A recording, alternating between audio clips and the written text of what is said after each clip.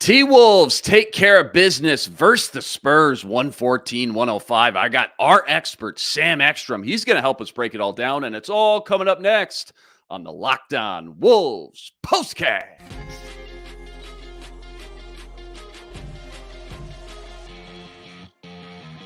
You are Locked On Wolves POSTCAST, part of Locked On Minnesota on the Locked On Podcast Network. Your team every day. What's up? What's up? Back in the lab, back at it. Another T-Wolves POSTCAST episode right here on the Locked On Sports Minnesota Network. You got myself, Luke Inman, at Luke_Spinman. See that? Look at that. We're going to the bullpen, baby. No Jack Borman, no Tyler Metcalf. We're going deep in the bench. It's Sam Ekstrom, our guy, host of the Locked On Sports Minnesota basketball party each and every Wednesday. Follow him on Twitter at Sam Ekstrom. And Sam, before we jump into all the action, quick reminder, tonight's episode brought to us by FanDuel. Make every moment more. Right now, new customers, you're getting $150 in bonus bets with any $5 bet. That's $150 if your bet wins. Visit FanDuel.com/lockedon to get started. Okay, buddy. Wolves coming in off a nice win versus the Nets Saturday night. Couple days of rest. Always take that when you can get it. They get Rudy back for this one, but they lose Karl Anthony-Towns. He missed tonight due to some personal reasons. Nonetheless, Anthony Edwards, he leads the team with 18 points at the half. But the big storyline at that point, he heads to the locker room with what looked like a sprained left ankle. More on that a little bit later. But meanwhile, Wolves go into the locker room themselves up 15, thanks to a lot of fast break points, good play in the paint. By the way, they started out 3 of 12 inside the paint, and then they just went on a tear. I mean, they made their next 7 in a row. They dominated the inside game from there on out, thanks to Nas Reed, thanks to Rudy Gobert. Ant does return, thankfully. He finishes with 34 on the night. And the Wolves really, I mean, they never look back. They win their 41st game of the year, 114-105, and they start a new winning streak with some back-to-back wins. So, Sam, just kick us off here. What were your 2 or maybe 3 biggest observations from this one? Well, it's good to be here with you. Tyler Metcalf, get well. I know that when it's a back-to-back, you got to call upon the depth sometimes, so I get that. I would like to thank Victor Wembanyama, who I think woke up the Timberwolves early in this game with a couple of highlight reel moves. He goes behind the back off the backboard very early in this one, gets fouled, goes to the line. And I think when you're playing Wemby, you're obviously trying not to get posterized by a total alien. And when that happens, I think that wakes you up a little bit. I think you say, okay, this 18-year-old French kid's not going to come in to our building and do that to us. Right. And I actually thought the Wolves were a little ticked off at I don't know if directly at Wemby, maybe just a little embarrassed, but Wemby kind of hit him with a couple moves early on. And then Rudy posterizes the guy 3 times in the game. Mike Conley got him off balance and kind of tried to float a 3 up over him. Somebody threw a lob over top of him. Nas Reed was attacking him. And I felt like the Wolves just demoralized Victor Wembanyama in this game.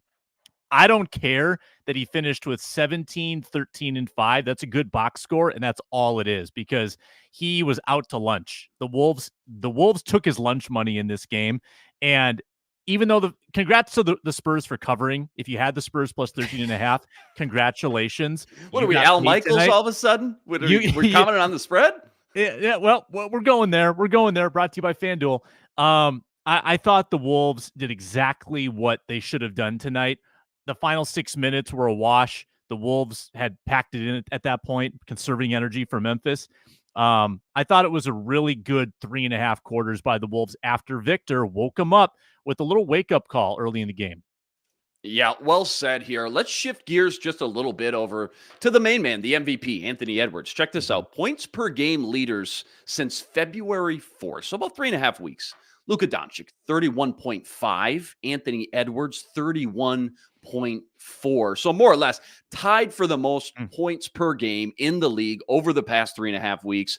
Listen, obviously you hold your breath anytime any player goes down, but you can always hear a pin drop when Ant kind of gets shaken up or like he did tonight goes down. Thankfully, he comes back in the second half, never skips a beat. How do you just put into words, though, his recent surge, this spike the last month or so? Because this guy's taken his game to a new level. And it kind of feels like we're watching him kind of morph in to the blue chip superstar we all know he can be. Yeah, I think when Anthony Edwards has developed these first 3 years of his career, we've seen him hit that ignition where he can just turn it on. And those glimpses may have been every 5 games, every 10 games as a rookie. And like the time between those flip switches is getting less and less. It's happening every game right now where we get an Anthony Edwards surge where he is so dialed in. We saw it in the fourth quarter against Milwaukee, the fourth quarter against Brooklyn on Saturday, and the third quarter, I would say, tonight against the Spurs. Coming off an injury, the Oscars are coming up. I would like to award Anthony Edwards the Oscar for best acting in a horror film because that was a horrific moment. You heard the gasps of the crowd. The jaws were on the floor. People were holding their eyes. I think Anthony Edwards just wanted a little longer halftime. He does have a flair for the dramatic. He has miraculously healed himself before, so I guess maybe he's the new Xavier Rhodes, Luke Inman. He's oh boy, a little Xavier in him. Yeah. A couple comments in the comment section. Josh Williams said, man, when Ant went down, I thought the season was over. Our guy ran the planet. Speaking on those tough ankle injuries, hey, I'm sure our guy Ron Johnson could attest to a few rolled ankles over at the Lifetime Gym as he balls it up every week as well. But yeah, that was a scary moment for sure. Let me switch gears, sir. I want to ask you about the defense just a little bit. Saw this stat. I think it was in the pregame. Wolves have held their opponent under 100 points and under 40% shooting 13 times this year. Okay. For reference, no other team has done it more than 6 times this year. So that in itself is pretty insane. I know they didn't hold the Spurs to under 100 tonight, but everyone knows this is the best defense in the league. I'm curious where you think it's compared to like other great defenses over, whatever, the past 2, 3, 4, 5 years. Take it as far as you want. Like, is this a historically great defense we're watching, or is it I say just in air quotes here. I say I don't want to water down or diminish what they've done this year. It's been absolutely dominant, but is it just the best defense in the league this season? Where are they kind of on the larger scale? Yeah, well, let's remember what the NBA used to be. The NBA used to be a grinded out 85 to 83 final score kind of league. So your opponent field goal percentage in 1995 going to be a heck of a lot lower than 2024. That's the climate we live in. So when you're looking at the last, I think you can really only judge the last 5 to 10 years, and even go back 10 years, right? That's sort of the start of the wave where teams were like the Rockets were adopting the whole, 3-pointers and layups philosophy in response to Steph Curry. So it's all on a curve. The goalposts are constantly moving. I think that you look at this year and you say, yeah, this team is a fantastic modern defense in what they're able to do. They're able to defend the perimeter. They close out super hard, and they've got the best defender in the NBA this year, without a doubt, Rudy Gobert, who again was marvelous tonight, going up against his fellow Frenchman, Victor Wembanyama, who's almost half his age. And like I said, posterized him multiple times. He shoved him out of the way, showed his strength, and showed that Victor's got a lot of maturing physically to do, I think, to be a real factor on a contending team. But yeah, this is a special defensive outfit the Wolves have, which is such a breath of fresh air after the lackluster 2022-23 campaign where it just didn't materialize. Yeah, RP historically good versus the league average. That's a good tidbit there. Jeff, great point here. To your point, Sam, 3-point revolution makes historical comparison almost impossible. And I think both those things can be true. No Rudy last game, Sam. So we got kind of a small sample of what that looked like versus the Nets. Tonight, no Cat, who is absent for personal reasons. I've seen a few people now in the comments section tell me, don't quote me, I think I heard he posted on his Instagram and he made it sound like he lost a really good friend. So if that is the case, our thoughts and condolences to the family and everyone involved, obviously. But I think I'm most curious about what you thought looked different without him on the floor, outside of the obvious stuff, right? And then what still maybe looked the same at its core when you think about Timberwolves basketball and what their identity has been this year. Because again, I know the first thought is, okay, they're going to miss him, his shooting, his size, the physicality. They started 3 of 12 from the paint. I mentioned that at the top. And then they go on a tear, though, and hit their next 7 in a row and then never really look back after that. What'd you notice, though, the most tonight, I guess, without Cat, and maybe just how it changed the way things looked? Yeah, I mean, all due respect to Cat, you don't miss him when Nas Reed goes 8 of 10 for 22 points. I mean, that is as good a replacement as you can call upon. I guess it affects your bench depth when Nas is in the starting lineup, and then you're a little smaller, I think, and especially without Slow-Mo in the second half. Remember, he left with a hamstring. That's noteworthy as well for the Memphis game tomorrow. So you're seeing a lot of McLaughlin, a lot of Nikhil off the bench. So you are smaller, certainly. But when Nas is on the floor, I mean, he's so efficient. He, in some ways, is a little more effective, I think, at finishing around the rim than Cat. He is able to play the angles off the glass as well as any big man you'll see in the league. Like, hands in his face doesn't matter. Right hand, left hand doesn't matter. He's got a beautiful kind of floater. The man is versatile, Swiss Army knife kind of player. 22 points, 8 of 10, 6 rebounds in 33 minutes. Hyper efficient, and he defended really hard tonight. Now, I think Cat could have also scored 40 in this game because the Spurs were an abomination. Like, we watched the Timberwolves, right? And the Timberwolves are blushing at how careless the Spurs were with the ball. It was ugly tonight. I think a lot of guys would have thrived, but I mean, Nas made us not miss Cat too much at all. I know it's not quite a Timberwolf howl, but my golden doodle is howling. We're going to take a quick 10-second timeout so I can take care of that. All right. I'll tap dance. Let me tell you about oh, there you go. He's back.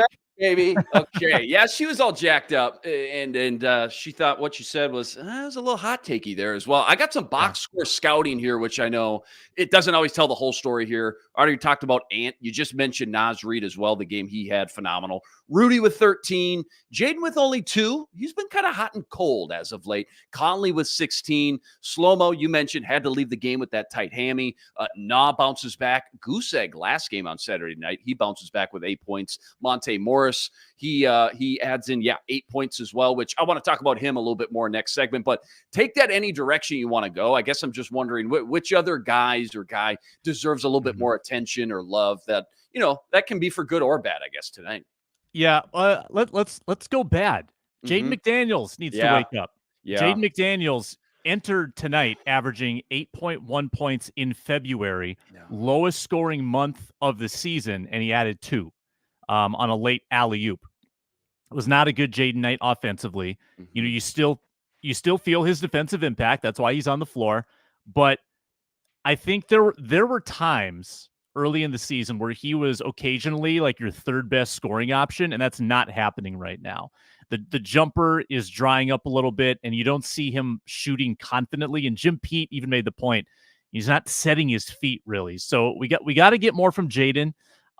That's a player that could really take this offense to the next level. If you're, I don't even know where you'd rank him among the top Wolves scorers, but if he could give you that lift on occasion, not every night, just on occasion, that would go a long way toward bolstering this offense into the league's top half.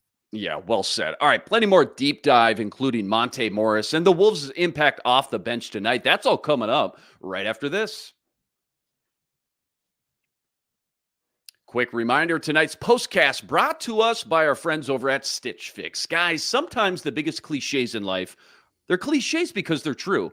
And one of the best cliches that resonates with me the most, if you look good, you feel good. Hey, Deion Sanders said it best. Look good, feel good, play good. You play good, they pay good. And I always feel my best when I use Stitch Fix, because with Stitch Fix, you get your own personal stylist who understands your style, your size, and most importantly, your budget. And the best part is they do all the shopping for you. That makes it, without a doubt, the easiest way to update your wardrobe closet for the spring season. For me personally, Sam, I'm kind of into that sporty, laid back, relaxed, kind of casual look. You know, the hoodies, the fleeces, the quarter zip-ups, maybe a golf polo or two. So my personal stylist helped me find some new trendy clothes that fit my look and feel perfectly and help me update my closet without those long, excruciating, stressful trips to the mall. All you got to do, you tell your stylist your size, your style, and your budget, and they'll take care of the rest. And my favorite part, no subscriptions required. You just order a new box how you want it, when you want it. And if you don't like it, no problem. You send it back on the house, free shipping, free returns, free exchanges. It's style that makes you feel as good as you look. So get started today at stitchfix.com/lockedon. That's stitchfix.com/lockedon. What is it? It's stitchfix.com/lockedon. Okay, Sam, my new favorite bit, me and Jack started, it's the Monte Morris watch. Just because I think it's kind of fun to keep tabs on him and how he's fitting into the whole mix of things and whatnot. And I never really got your take on the trade as a whole. And I guess since then, what have you liked? What's impressed you the most? And how do you think he can help this team down the stretch now moving forward? I've said that I wasn't going to make any judgments on Monte Morris until we got out of the All-Star break. We had him for a handful of games prior, and I learned my lesson last year with Mike Conley, especially when you're in a position to sort of commandeer the offense as a point guard.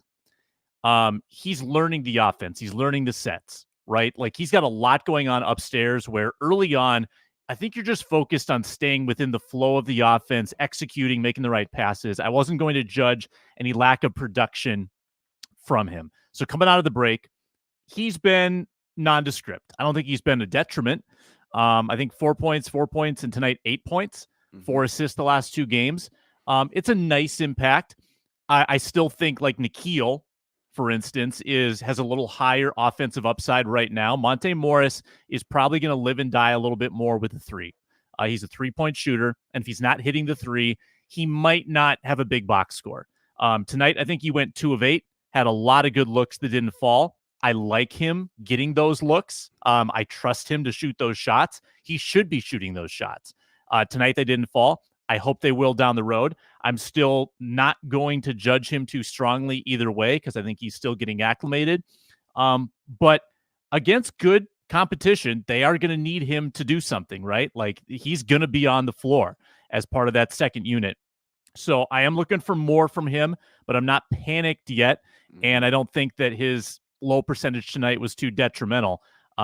He's another adult in the room, and he's still an upgrade from Shake Milton, right? So let's look at it that way too. Absolutely. We're in the net positive, even with if you want to call it, a semi-slow start from Monte Morris, which some people would even argue that. And speaking about another adult in the room, what about the Conley-Morris rotation, specifically getting both those guys on the court at the same time? That's been kind of fun to watch, just having 2 guys now be able to, do and control so many different things as far as dictating the flow of the game on top of taking care of the ball so well like they both do. Yeah. Other than, Rudy obviously playing like a madman inside, Wolves played pretty small tonight. We saw a lot of J-Mac, a lot of Conley, a lot of Morris, and Nas for Cat. So smaller Wolves lineup tonight for the most part. And I mean, Conley was brilliant. Once again, active hands defensively, wonderful, triggering some fast breaks. The Wolves in general were pretty fun to watch. And I thought that was actually a really good coaching job from Chris Finch, assuming that was sort of promoted by him and his staff to kind of push the pace against the Spurs, because I think it got the Wolves engaged early in the game. It was a little lethargic start. I thought that Conley and the ball handlers really got the ball up the floor. Wolves had some good rushes early on, built that lead in part because of their fast breaks, especially with Wemby off the floor. When he had that first break, the Wolves opened it up to double digits. But Conley, man, when Conley hits those sidestep threes, that's his secret sauce. That's the Conley move, and he's been more and more willing to do that. And tonight, it just rains in. And how many did J-Mac have? J-Mac, I who's was got one just of going to ask you about J-Mac. If we three of should give some 4. love to J-Mac tonight, man. He continues to slowly but surely find more and more of a groove, I guess. And he looks like he's in full swing, man. He's got a swag back from that, ankle injury he had to kind of start the season a little slow. He's just fighting for minutes, but every time he gets minutes, he delivers, doesn't he? Yeah, that seems to be the best role for him. And he goose Agreed. egged the previous 4 games in limited minutes, didn't have any points, but tonight Mhm. got a little more run, his most minutes since Houston back on February 4th, and made the most of them. And that 2 years ago, that was J-Mac's bread and butter, was when he got minutes, he made the most of them. He made the offense smooth, hit a couple shots, and that's kind of what you want out of him now, because he probably won't get a lot of minutes every single game. It's going to be sparing for him. So he's got to be an energy source when he does get on the floor. And tonight delivered perfectly. It is such a beautiful shot. I love his release. I know he's smaller. It's a little harder for him to get the shot off, but catch and shoot, J-Mac is reliable. I always ask Jack or Tyler to break down the opposing team for a quick 60 seconds. And you can certainly give us, your 2 cents on the Spurs, how far away maybe they still are. But I don't know if you already emptied the clip on your Wemby takes. If you have any more of those, we'll certainly take those as well. Take it any direction you want, though, just as far as the season, he's having himself, and then the Spurs kind of future outlook, if you will. Man, if I'm Pop, I don't know how does he survive after watching the beauty of Manu, of Tony Parker, of Tim Duncan. How does he deal with this atrocity? Now, I see on my social media, I see people post the box scores. Wemby, oh, look at this Wemby box score. Had a 5-5-5-5-5 game. Wow. And the Spurs lost by 22. And this is what it's been for them. They've lost 12 of 13 now, a lot of those games by a ton. And I don't know if it's always felt this empty for Wemby, but he scored 8 points early on and then disappeared for 2 straight quarters. Now, I think it's probably been a little better than that, but a lot of empty minutes from him. His tank might be running a little on empty, hitting a little bit of a rookie wall. I don't want to be too hard on him because he's young and he has no supporting cast. But that team, man, is starved of talent. Devin Vassell is probably their second best player. And he was ice cold tonight. Wemby just floated. I mean, for literally 2 quarters of the game and didn't come alive until garbage time again. And he still does things that wow you, like the way he moves down an open lane and reaches 12 feet in the air. It is mesmerizing, but I think he's got a lot of work to do. And Pop must be completely gray or white haired now. I mean, there can't be any colored hair left on his head after watching this team. It kind of reminds you of Bill Belichick for all those years. And all of a sudden, that last year or two, it's like, man, what's going on? I got nothing to work with. I'm going to take the brunt of the heat, obviously, as I should. But same with Pop right now. Yeah, you got that one kind of core nucleus piece you can build around, obviously. But even if you're Wemby, it's like, man, I don't have a lot of help around me to help kind of progress and develop this thing. Didn't it? Wasn't tonight a good lesson, too, in how being a good post player, it's a lot about footwork. It's a lot about timing. Yeah. And Rudy Gobert, whose hands are not great, shooting is not great, he knows how to position himself. That's offensively and defensively. So when he gets the ball in a post-up position against Wemby, he makes Wemby's reach irrelevant with the way he pivots, the way he gets Wemby stuck under the basket. It was a thing of beauty. And, we get on Rudy for his bad hands. Wemby fumbled the ball a lot tonight. I mean, he was kicking it around, 5 turnovers in the game. He was having a really tough time. And credit Rudy and the Wolves for kind of making him disappear and shrink into this game. The Wolves totally overwhelmed him. Yeah, well said on that. All right, we got time for one quick segment left. We're going to talk about the Wolves' remaining homestand schedule on deck, and that's coming up right after this.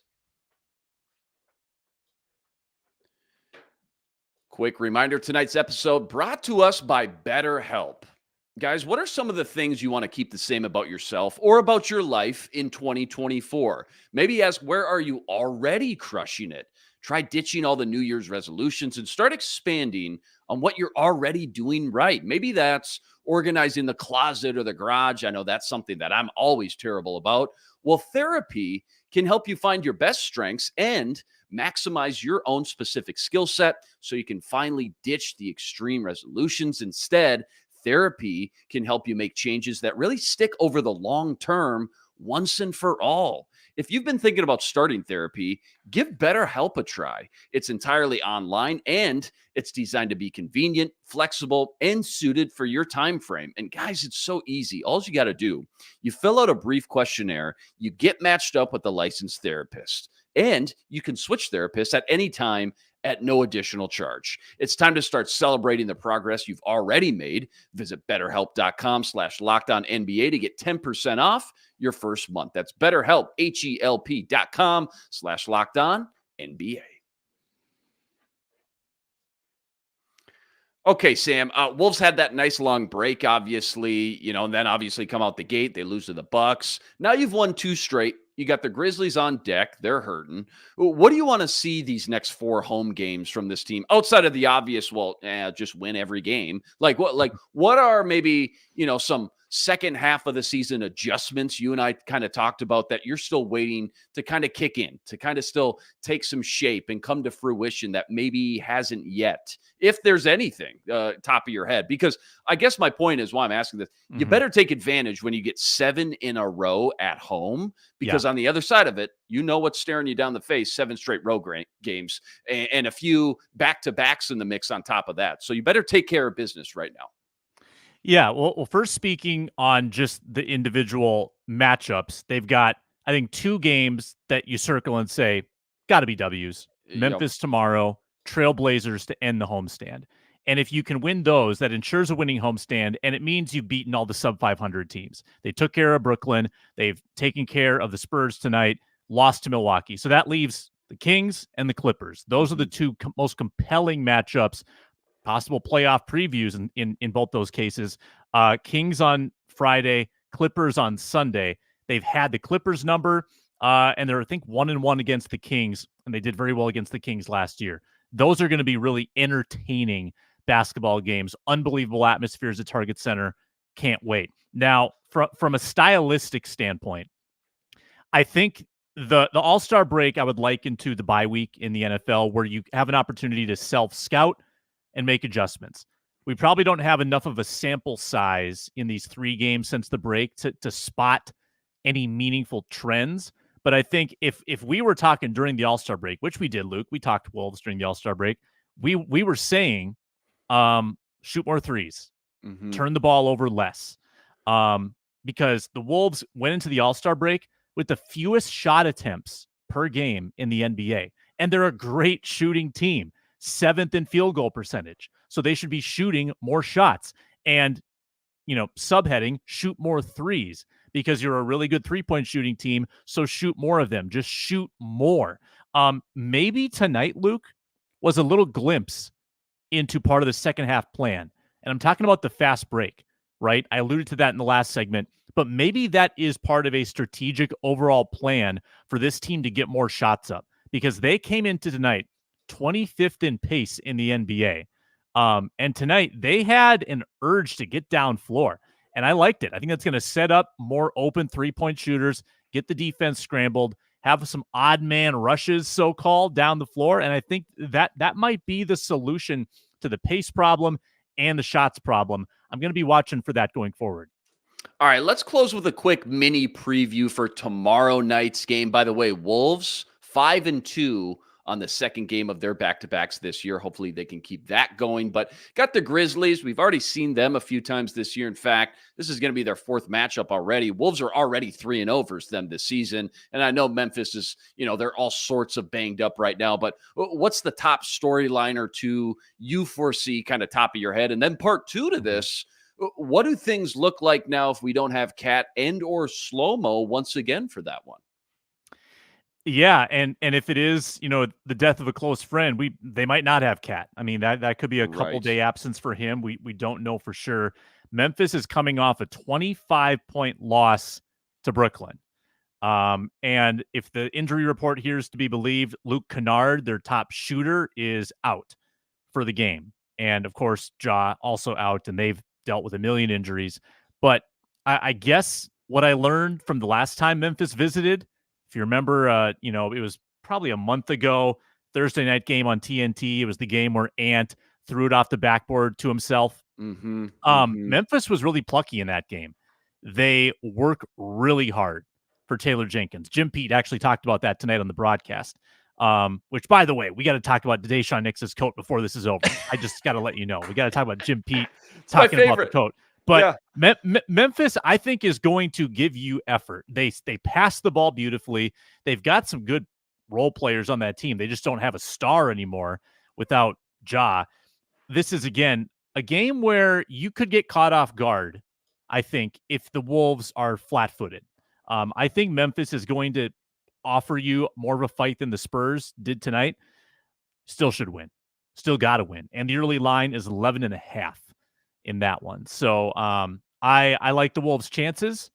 And hey, last time Memphis kind of built a lead on them and the Wolves had to come back. Maybe the Wolves will be ready from the jump against this Grizzlies team. Okay, give us your best 15 seconds on that coat, man. I text you. I go, what's the deal, man? I can't take my eyes off Deshaun Nix and what he's doing on the sideline because of that coat. Help explain it to people if maybe they missed it. Yeah, well, I mean, the coat became probably the third biggest star of the game. I mean, you had Ant with 34 points, you had Rudy with his domination inside, and you had the coat. I mean, Bally Sports North couldn't take the cameras off it. Jim Pete called him Joseph in the Technicolor dream coat. It was everywhere. It was all over the place. Was it reversible, Luke? It looked like it was reversible. It had the same kind of pattern going on the inside. It was like one of those blankets that your grandma, like, she gets 20 different pieces of fabric and then stitches them together to create like a large blanket. Like, that's kind of what that coat was. It just had a lot going on. And I didn't know what I was looking at, but I was here for it. That kept me glued to the screen until triple zeros. Well done tonight, my man. It's like your Timberwolves basketball or something. It's like you should do a show, like a weekly Wolves show or something like that. I'm just throwing that out there. I mean, we'll take you anytime we can get you. If I did, or if I were going to do that, it would probably be every Wednesday morning. And I'd probably invite a couple of local personalities, maybe a Reggie Wilson, maybe even Jack Borman from this show, or Ron Johnson from Locked On Sports Minnesota. It'd probably be about 45 minutes right here on Locked On Sports Minnesota.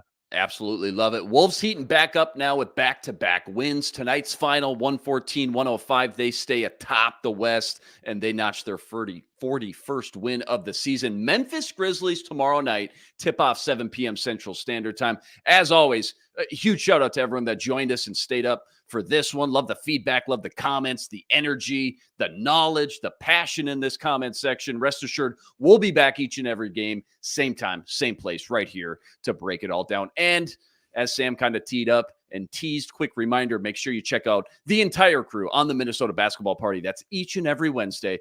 Give us a quick little tease on what to expect from tomorrow's show. What's on deck for tomorrow? Tomorrow, we're obviously talking Spurs game.